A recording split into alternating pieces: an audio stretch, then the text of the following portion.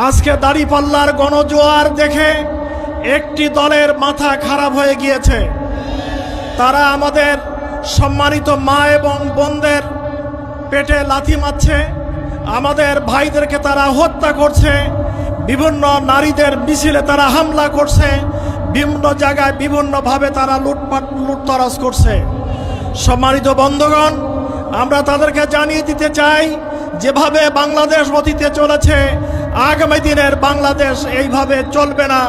আগামী দিনের বাংলাদেশ হবে লাল সবুজের বাংলাদেশ, আগামী দিনের বাংলাদেশ হবে কোরআনের বাংলাদেশ, আগামী সংসদ হবে কোরআনের সংসদ, আগামী দিনের বাংলাদেশ দাঁড়িপাল্লার বাংলাদেশ, আগামী দিনের বাংলাদেশ ন্যায় এবং ইনসাফের বাংলাদেশ, আগামী দিনের বাংলাদেশ কোরআন এবং সুন্নাহর বাংলাদেশ।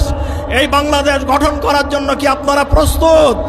চাঁদাবাজ, সন্ত্রাসী, ভূমিদস্যু, নৈরাজ্যকার তাদের হাতে দেশ চলবে না? চাঁদাবাজির মাধ্যমে তারা যেভাবে দেশকে লুটপাট করেছে, এই চাঁদাবাজিকে আমরা না বলে দিয়েছি, আমরা দুর্নীতিকে না বলে দিয়েছি।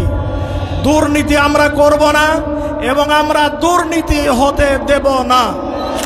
অতএব আগামী দিনের বাংলাদেশ জামাত ইসলামী পরিচালিত বাংলাদেশ, জনতার বাংলাদেশ, ঐক্যের বাংলাদেশ।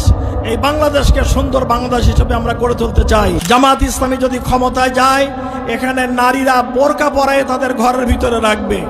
তারা বলছে তাদের ঘরের ভিতরে তালা দিয়ে রাখবে। আমাদের আমির জামাত বলেছেন অত তালা কেনার পয়সা আমাদের নেই এবং বোরকা পরানোর বোরকা কেনার পয়সাও আমাদের নাই।